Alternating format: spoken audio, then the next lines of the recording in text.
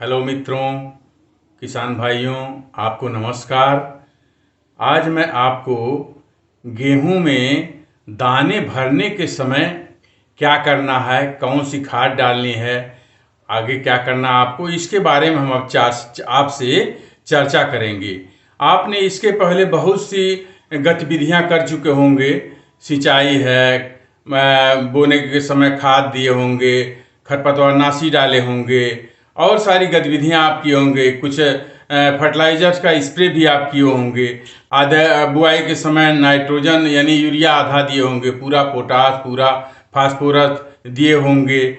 लेकिन चूंकि 40% फास्फोरस और पोटास जो है फ्लैग लीफ के बाद जो है गेहूं में पौधे ग्रहण करते हैं। और जो है ये जो फास्फोरस और पोटास जो है किसी कंडीशंस में, बहुत से कंडीशंस में जो है ज़मीन में अनअवेलेबल होते हैं।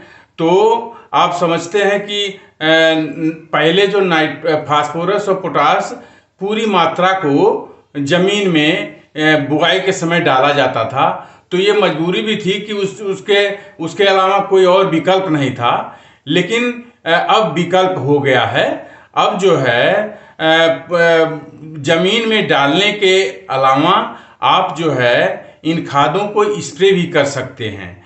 स्प्रे करने से जो है, चूंकि ये जो है फास्फोरस और पोटास जो उन पे इंटरनोड्स बनते हैं और जो है जड़ों का जो विकास होता है, उस समय जो है पौधे फास्फोरस का मैक्सिमम उपयोग करते हैं। हमने बताया 40% जो है फास्फोरस जो है फ्लैग लीफ बनने के बाद पौधे जो है लेते हैं। लेकिन पहले जो है इसका कोई विकल्प नहीं था, इसलिए लोग जो है बुआई के समय ही फास्फोरस को और पोटास दे देते थे। तो अब जो विकल्प हो गया है, तो इस समय जो है जड़ों का मजबूत करने के लिए और फूल आने से पूर्व आपने 05234 का भी खाद डाला होगा।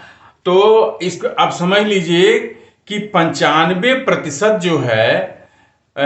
जो है मिल्किंग स्टेज में नमी की आवश्यकता होती है। पौधों में जो है जल की आवश्यकता होती है मिल्किंग स्टेज पर।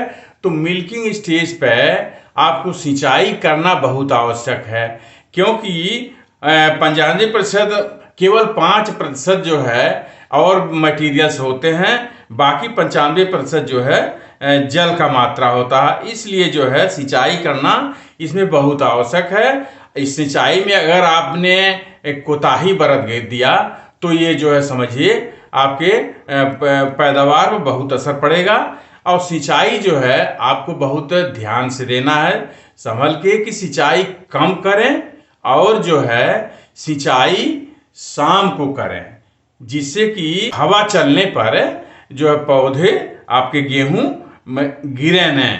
तो ये चीज हो गया आपको जो है सिंचाई का। और उसके साथ साथ आप जो है जब फूल बनते हैं तो फूल बनने के समय जो है आपको बोरान की मात्रा जो भी देना पड़ेगा। बोरान की मात्रा आप समझिए कि 1 ग्राम प्रति लीटर आप बोरान दीजिए। जैसे 1 एकड़ में आप 100 लीटर पानी इस्तेमाल करते हैं, तो आप जो है 100 ग्राम बोरान दीजिए। इससे क्या होता है बोरान से, कि जो फूल लगते हैं गेहूं में, फ्लावरिंग जो होती है वो बहुत प्रॉपर होती है, और उसके जो है परागण जो है वो अच्छी तरह से जो है फर्टिलाइजेशन करते हैं और उसमें मैक्सिमम दाने बनते हैं। तो जब जितने दाने बनेंगे उसी हिसाब से आपके पैदावार जो है पर भी उसका असर पड़ेगा, अच्छी पैदावार होगी। इसके साथ साथ जो है 0050 जो खाद आती पोटास, उसको आप जो है 5 से 10 ग्राम प्रति लीटर, 5 से 10 ग्राम प्रति लीटर आप 1 एकड़ में जितना भी आप डालते हैं पानी, उसके हिसाब से 5 से 10 ग्राम प्रति लीटर आप स्प्रे करें। अगर ये नहीं है तो इसके स्थान पर आप नैनो पोटाश डाल सकते हैं। नैनो पोटाश डाल सकते हैं जो 200 मिलीलीटर प्रति 100 लीटर पानी में 1 एकड़ में आप डालेंगे। तो इसको 2 बार में 500 मिलीलीटर को आप डाल सकते हैं। तो मिल्किंग स्टेज पर डालना इसका जो है आवश्यक होता। अब समझिए कि शुष्क जमीन में चूंकि जलधारण क्षमता कम हो जाती है, या बलुई जमीन में या उबड़ खाबड़ जमीन में, इसमें जो है पौधे जो है नमी के कमी होने के कारण जो पोटास का जो अपटेक होता है, यानी पोटास जो जड़ें जमीन से जो लेती हैं, तो घुलनशीलता चूंकि पोटास का अवेलेबिलिटी कम हो जाता है, इसलिए वो अवेलेबिलिटी उसकी कम हो जाती है। इससे जो है पोटास जो है लिक्विड फॉर्म में, जैसा कि मैंने पहले बताया 0050 या नैनो पोटास, इसको लिक्विड रूप में अगर आप डालते हैं तो वो जो है बहुत अच्छी तरह से वो एब्जॉर्ब करेंगे और खाना बनाएंगे पत्तियां, और पौधों को सभी भागों को देंगे।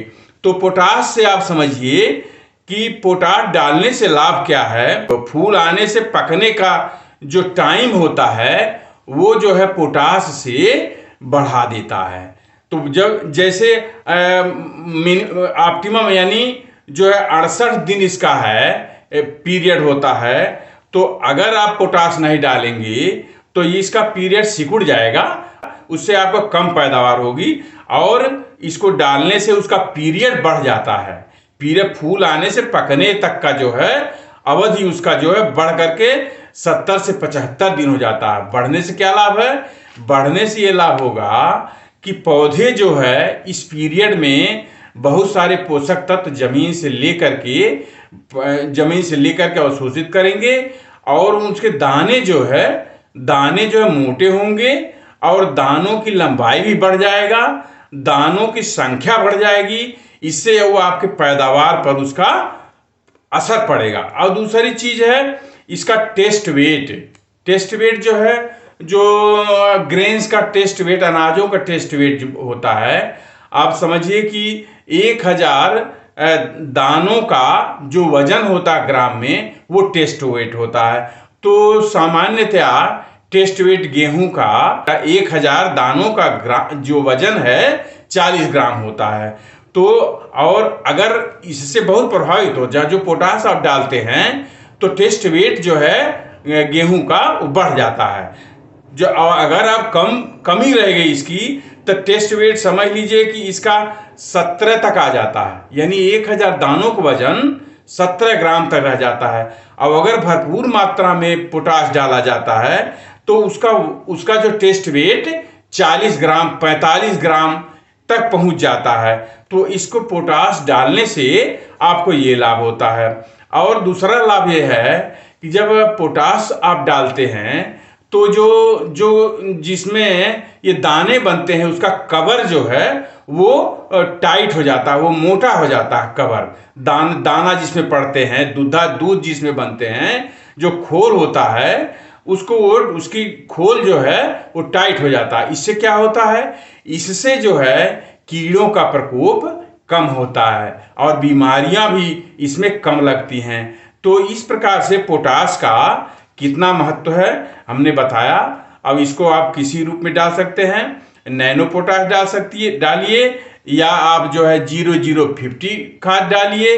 अब इसके साथ हमने बताया बोरान की मात्रा आप जरूर डालिए। बोरान डालने से हमने बताया अभी कि वो जो उसमें दानों की संख्या, जब फर्टिलाइजेशन पर्याप्त होगा, तो परागण जब होने से फर्टिलाइजेशन पर्याप्त होगा तो उसमें दानों की संख्या जो है बढ़ जाएगी।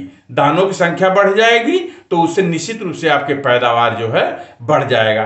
तो ये सब चीजें हो गई कि दाना भरते समय आपको क्या करना चाहिए।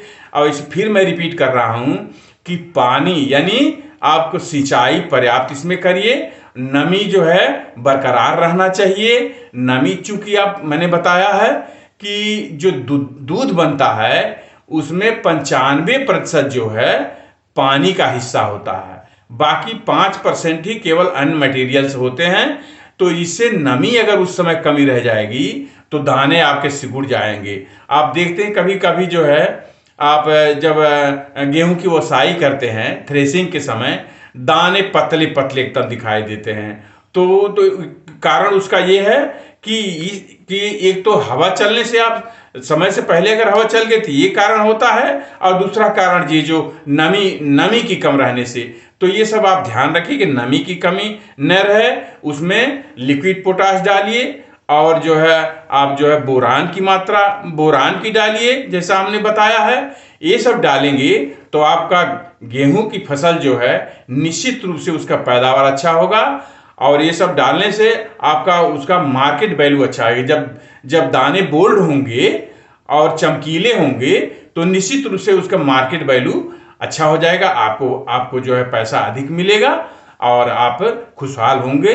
इसी के साथ मेरा आपसे आग्रह है कि मेरा YouTube चैनल उन्नत खेती ज्ञान को सब्सक्राइब कर लें, और अपने मित्रों को भी शेयर करिए, बेल आइकन दबाइए, जिससे मैं जो भी वीडियो अपलोड कर रहा हूं आपके पास मैसेज द्वारा अपलोड करते ही पहुंचे, और इसका लाभ आप उठावें और आपके मित्र किसान भाई उठावें।